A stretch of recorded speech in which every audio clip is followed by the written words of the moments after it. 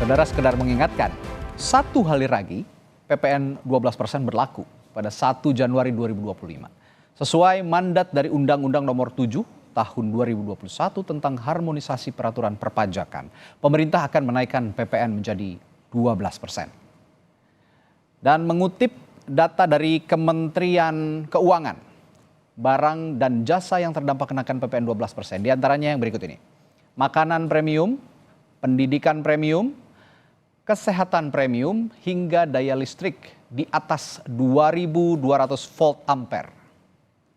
Nah, seiring dengan kenaikan PPN menjadi 12% itu, pemerintah bakal mengucurkan insentif sebesar 265 triliun rupiah di tahun 2025. Saudara, kenaikan PPN menjadi 12% ini akan berdampak ke seluruh kalangan ekonomi masyarakat, terutama kelas menengah. Dan mengutip data dari Badan Pusat Statistik, jumlah kelas menengah di Indonesia mengalami penurunan dari 57 juta warga menjadi 47 juta, artinya ada 10 juta penurunan sepanjang tahun 2019 hingga tahun 2024. Nah, aksi menolak PPN 12%, saudara, belakangan terus bergulir karena dinilai akan semakin menyulitkan masyarakat. Lalu apa langkah pemerintah menjaga ekonomi rakyat? Kami punya bahasannya usai tayangan berikut ini. Sesuai ketentuan undang-undang, PPN 12% akan berlaku mulai 1 Januari 2025 mendatang. Suara penolakan kebijakan PPN 12% terus bergulir, termasuk dari kalangan mahasiswa.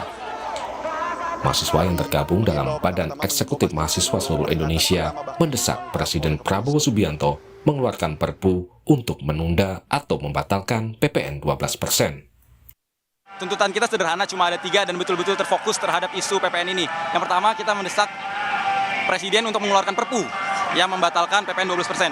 Yang kedua, kita mendesak pemerintah untuk berhenti memeras rakyat. Begitu. Yang ketiga, kita mendesak pemerintah untuk mengoptimalkan dana dan pengelolaan APBN. Sejumlah tokoh nasional yang tergabung dalam Gerakan Nurani Bangsa juga menyuarakan penolakan terhadap PPN 12%. Pegiat anti korupsi Eri Riana Harja Pamekas menyatakan pemerintah masih bisa menunda kenaikan PPN menjadi 12%. Salah satu caranya melalui peraturan pemerintah pengganti undang-undang atau Perpu. Bisa dengan Perpu. Perpu itu peraturan pemerintah pengganti undang-undang. Tapi ada syaratnya. Perpu hanya bisa diterbitkan apabila negara dalam keadaan kegentingan yang memaksa. Itu kata-kata tepatnya itu. Ada kegentingan yang memaksa sehingga perlu dikeluarkan Perpu dan dalam 3 bulan harus disetujui oleh DPR. Kalau DPR tidak menyetujui atau kalau DPR tidak memberikan tanggapan selama 3 bulan otomatis berlaku. Jadi kalau DPR menolak ya tentu Perpu itu harus dibatalkan. Itu satu-satunya mekanisme yang bisa dilakukan bila Presiden memutuskan untuk menunda kenaikan PPN ini. Ekonom UI Fitra Faisal menilai Presiden Prabowo tidak akan mengeluarkan Perpu PPN 12% karena waktu sudah mepet dengan pelaksanaan aturan tersebut. Kemungkinan Perpu bisa dikeluarkan 6 bulan ke depan setelah ada evaluasi penerapan PPN 12%. Kalau dilihat dari sisi presiden ya bisa saja. Tapi tentunya ketika kita melihat bahwa waktunya itu tinggal sedikit lagi ya, kan besok sudah 1 Januari nih, beberapa hari lagi ya, sudah mulai diberlakukan. Maka kalau Perpu itu diberlakukan per 1 Januari itu sepertinya agak sulit ya. Karena pada akhirnya ini juga akan mengganggu keseimbangan dari sisi birokrasi, dari sisi investor juga akan melihat ini kok kebijakannya berubah-berubah gitu kan, dan seketika. Nah, ini juga perlu dijaga. Juga kemudian ada exemptions, ya ini mungkin jalan tengah yang harus kita tempuh nih. Sembari kemudian nanti harus ada evaluasi ya. Apakah ini baik untuk perekonomian selama 6 bulan ini, kita harus lihat. Dan saya rasa tidak menutup kemungkinan ya untuk keluar Perpu itu setelah nanti ada evaluasinya di semester 1 tahun 2025. Sementara Presiden Prabowo saat berpidato di perayaan Natal meminta diberi kesempatan untuk membuktikan kinerjanya. Prabowo menegaskan pemerintahannya tidak akan mempersulit kehidupan rakyat.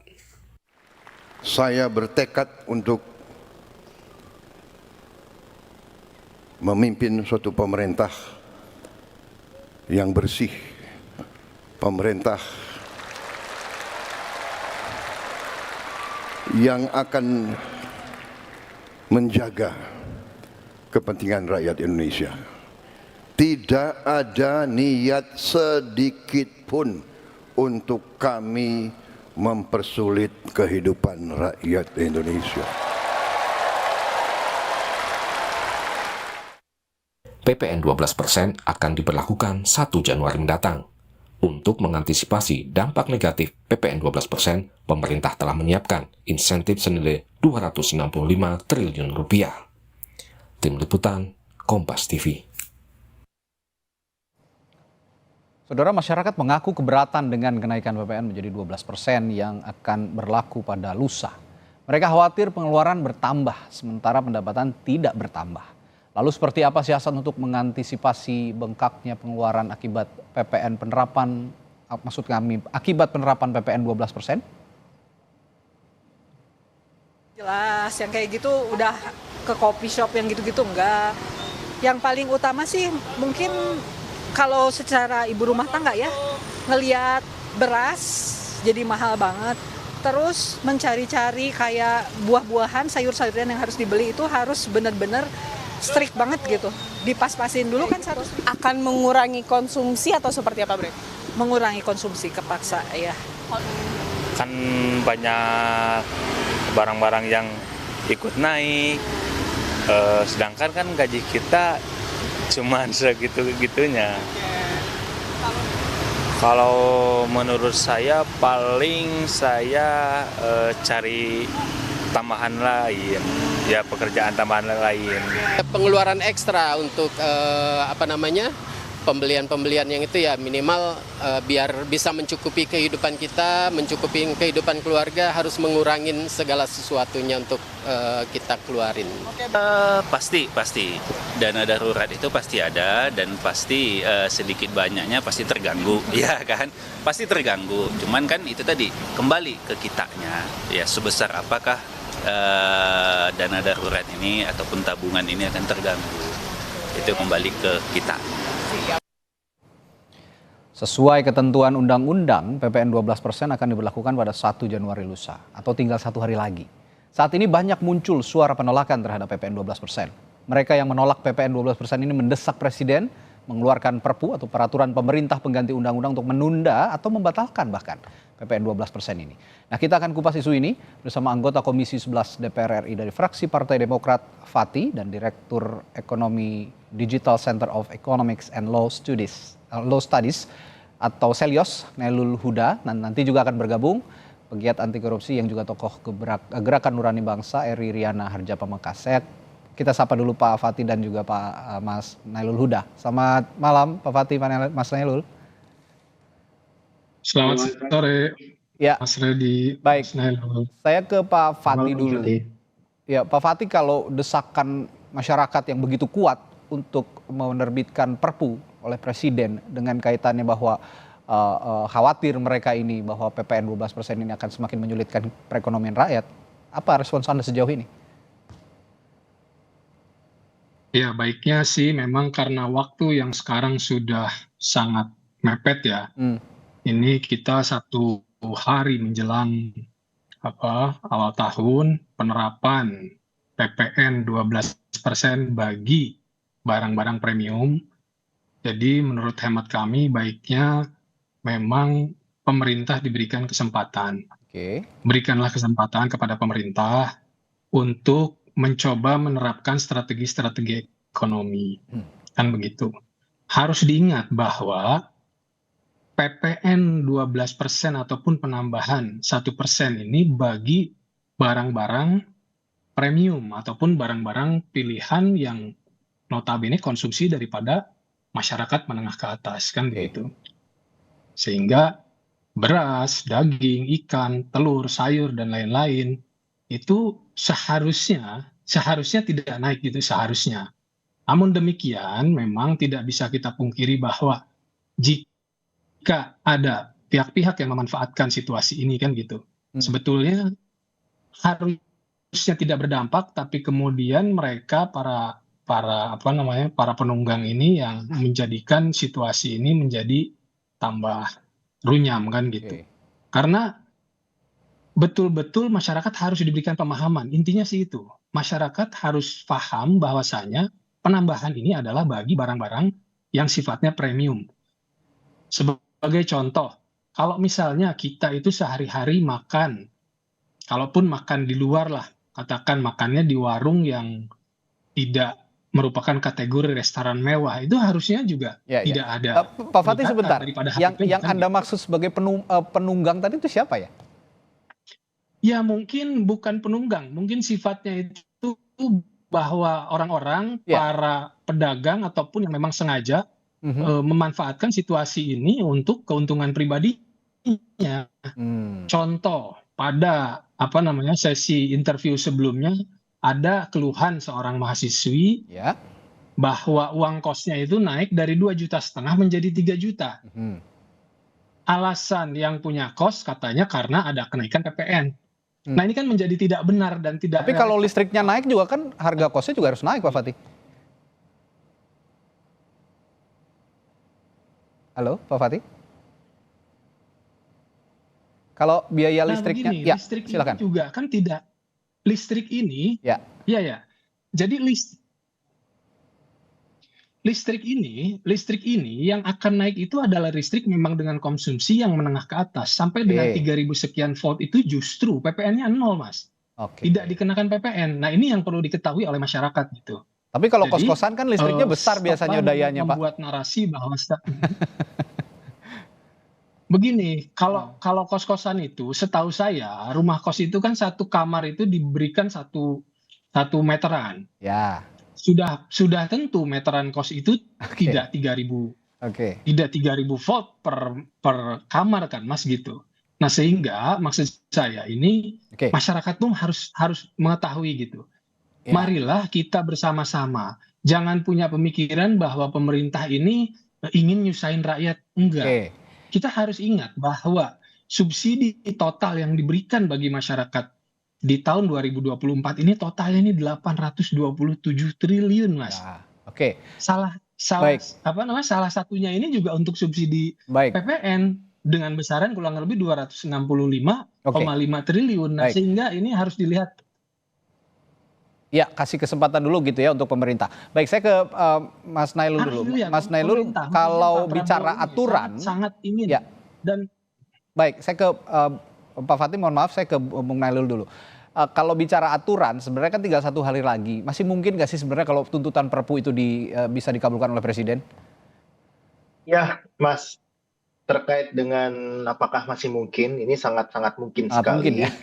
Ya, masih ada 1 hari sisa. Ada 2 kemungkinan sebenarnya yang bisa kita tunggu dari pemerintah. Adalah yang pertama, menerbitkan Perpu tentu saja. Nah, kedua, memang tidak menerbitkan PMK. Nah, ini yang saya rasa juga sudah terjadi sebenarnya ketika kita melihat ada pajak karbon. Nah, ini mungkin belum banyak yang mengetahui bahwa pajak karbon itu juga harusnya diterapkan itu di tahun 2022. Hingga sampai saat ini tidak ada implementasi sama sekali. Artinya ini yang dilanggar juga ada, dan juga kita melihat bahwa ya ini tergantung government will saja dari pemerintah apakah memang ingin menaikkan tarif PPN atau tidak gitu. Mas Nailul, mohon maaf, Pak Fatih juga saya harus potong sebentar karena kita akan menyimak kumandang azan maghrib untuk wilayah Jakarta dan sekitarnya. Kita akan lanjutkan dialognya sesaat lagi. Kita lanjutkan perbincangan malam hari ini. Saya akan membacakan satu pernyataan dari Presiden Prabowo Subianto yang menargetkan pertumbuhan ekonomi 8%. Presiden mengakui banyak pihak tidak percaya bahwa target ekonomi itu bisa dicapai sebenarnya. Prabowo bilang pemimpin harus berani dan yakin akan berhasil. Saya mencanangkan pertumbuhan 8%. Banyak yang tidak yakin dan tidak percaya. Ya kita buktikan. Belum tentu kita akan capai 8%. Tapi sekali lagi, ya pemimpin-pemimpin yang berani, pemimpin-pemimpin yang besar dalam sejarah pengalaman saya sendiri dalam karier saya sebagai prajurit. Kalau saya hadapi musuh yang berat,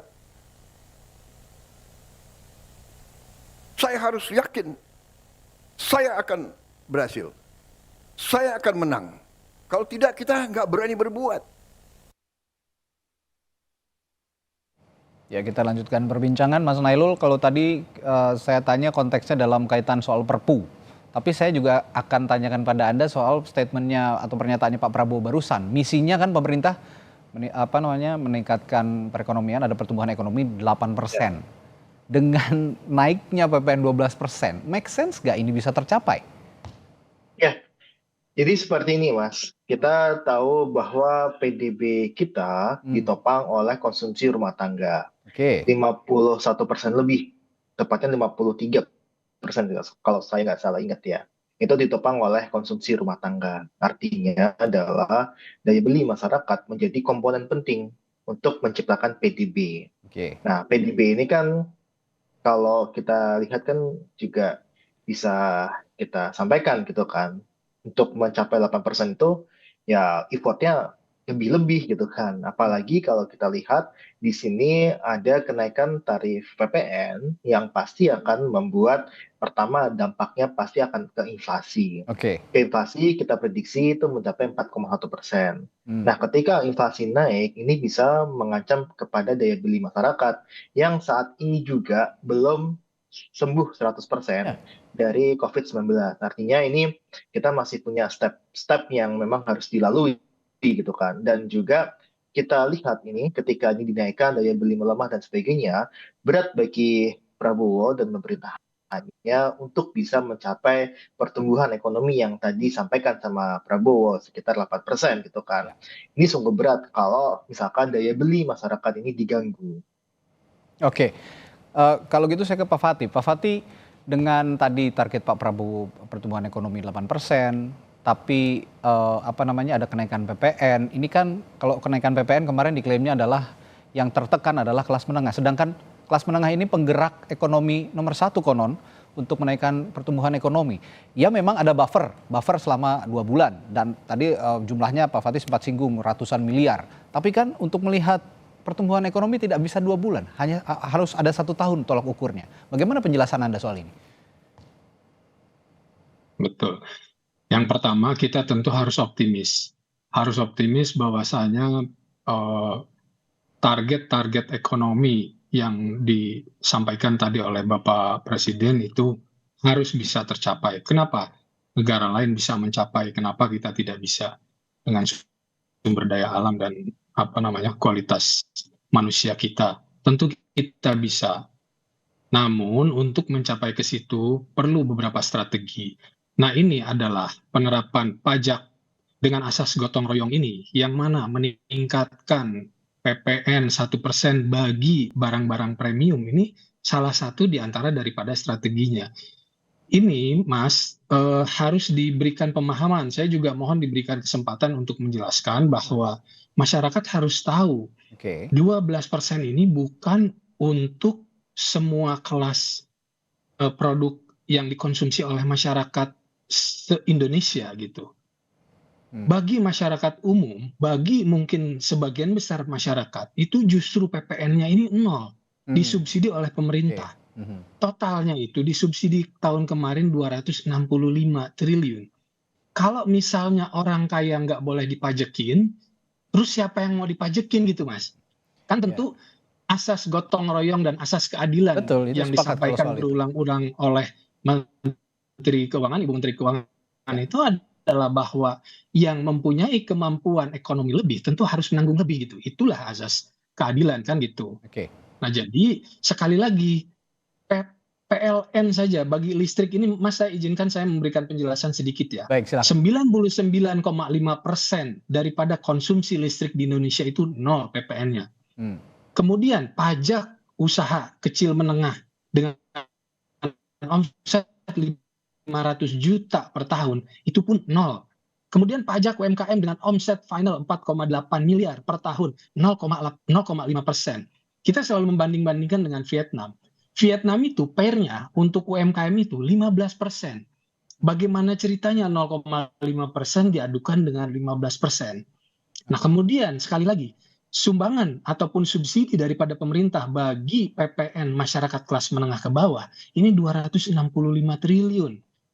Nah, ini tentu kita harus melihat itu sebagai kepedulian daripada pemerintah kepada masyarakat kelas menengah bawah gitu. Harus diingat dan harus dipahami bahwa total bantuan, total subsidi yang diberikan oleh pemerintah bagi masyarakat tahun 2024 itu kurang lebih 827 triliun.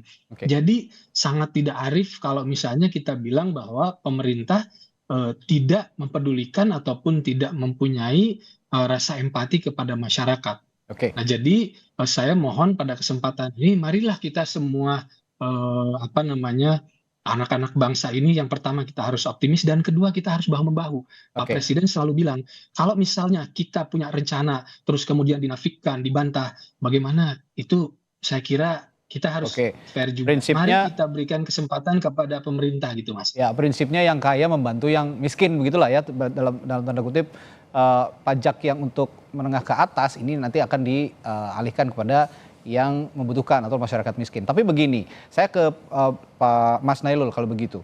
Tadi kan ada klasifikasi ya, pajak ini yang diperuntukkan adalah hanya menengah ke atas saja, hanya barang-barang mewah. Nah, sejauh ini Anda melihat klasifikasi pajak untuk barang mewah atau kelas mewah dan kelas bawah ini sudah terklasifikasi dengan baik atau belum? Karena masih ada kegamangan sepertinya. Ya, pertama seperti ini, Mas. Kalau kita ngomongin pajak keadilan ya, ataupun keadilan pajak ya, kita melihat bahwa instrumen PPN ini tidak tepat untuk digunakan sebagai tadi untuk meningkatkan keadilan pajak atau pajak berkeadilan dan sebagainya. Karena kita punya instrumen lainnya. Kita punya instrumen PPNBM atau PPN yang untuk khusus barang-barang mewah gitu. Itu sangat jelas sekali, udah ada dari dulu gitu. PPN itu dikonsumsi oleh semua lapisan masyarakat. Dan kita nggak juga memungkiri orang-orang kelas menengah ke bawah juga, dan khususnya kelas menengah ya, itu juga mengkonsumsi barang-barang yang dia terkena PPN juga. Bukan hanya PPN ini dikonsumsi oleh masyarakat kelas menengah atas. Ini yang saya sampaikan, bahwa PPN ini nggak dikonsumsi oleh masyarakat kelas menengah atas saja gitu kan. Ini dikonsumsi oleh semua masyarakat gitu kan. Dan ketika ini naik, ini juga akan bermultiplier terhadap harga gitu. Harga dari barang itu akan meningkat semuanya gitu kan.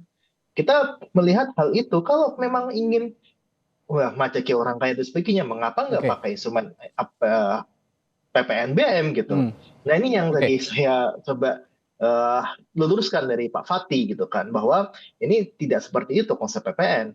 Ada PPNBM yang dia sudah ada, dan kita satu sedikit lagi, Mas. Kita melihat bahwa ini kegamangan juga terjadi, bahwa ini PPN untuk yang naik nanti 12%.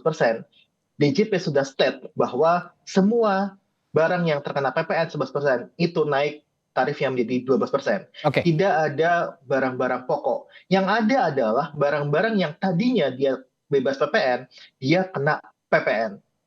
Ini yang harus diluruskan. Ini saya sampaikan dulu pernyataan dari Wakil Ketua MPR yang menyatakan kenaikan PPN menjadi 12% ini dinilai akan berdampak pada masyarakat, terutama kelas menengah yang selama ini tidak mendapatkan bantuan sosial dari pemerintah. Nah, Wakil Ketua MPR Edi Suparno tidak sependapat dengan penilaian itu. Menurut Edi, kelas menengah sudah banyak menikmati bantuan atau subsidi katanya dari pemerintah, meski bukan dalam bentuk bantuan sosial. Ada pembebasan PPH ya, PPH untuk yang kelas sampai dengan berpendapatan 10 juta rupiah. Kedua juga selama ini dengan segala rasa hormat, kelas menengah kita pun menikmati subsidi yang besar dari pemerintah. Ya, misalnya subsidi BBM ya.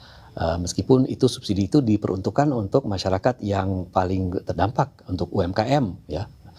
Subsidi untuk masak LPG 3 kg itu dinikmati oleh masyarakat menengah banyak Gitu. Jadi saya kira itu pun masih akan tetap berjalan oleh pemerintah. Jadi bagi masyarakat yang tadinya dikhawatirkan akan kemudian dikurangi berkurang daya belinya, tetapi apa yang sudah mereka menikmati selama ini tetap akan diberikan oleh pemerintah ke depannya. Iya, Mas Nailul, Anda ada respons dari pernyataan Pak Edi Suparno tadi? Ya, kita melihat sebenarnya yang dilakukan pemerintah dalam beberapa tahun terakhir itu justru mengurangi subsidi yang diterima oleh masyarakat. Kita tahu di tahun 2022 PPN naik 10,11%. Untuk harga Pertalite itu meningkat dari 6.000 sekian menjadi 10.000 per liternya. Terus kemudian ada beberapa iuran BPJS Kesehatan juga naik beberapa kali. Kemudian juga ada yang kita lihat kekhawatiran ke depan ini akan semakin banyak lagi. Karena gini Mas, kita melihat pemerintah sekarang menjalankan kebijakan fiskal kontraktif. Artinya semakin banyak iuran, pajak dan sebagainya yang ditarik dari masyarakat kepada pemerintah dibandingkan dengan yang pemerintah keluarkan untuk masyarakat. Kita tahu kemarin tadi Pak Fatih juga menyebutkan ada 256 triliun. Itu adalah bentuk belanja pajak, belanja perpajakan yang itu bisa dilakukan sudah lama gitu kan. Dan ini bukan suatu hal yang baru yang tersikapi dengan PPN. Tidak seperti itu. Ini yang harus dikeluruskan adalah informasi-informasi yang memang pemerintah sudah menerapkan belanja perpajakan dan sebagainya. Itu memang diatur undang-undang bahwa untuk bahan pokok itu tidak kena tarif PPN gitu. Ya, kalau gitu gini deh, saya mau tanya juga ke Pak Fatih akhirnya untuk terakhir kalinya saya tanya jalan tengahnya bagaimana kira-kira Pak Fatih kalau begitu untuk kalangan menengah ya, terutama yang katanya akan paling kena dampak dan paling merasakan dampak dari PPN 12% ini, mengingat tadi juga konsumsi barang mewah ya masih ada yang bersinggungan juga dengan kelas menengah sebetulnya kalau memang PPN 12% diberlakukan. Bagaimana nih Pak Fatih?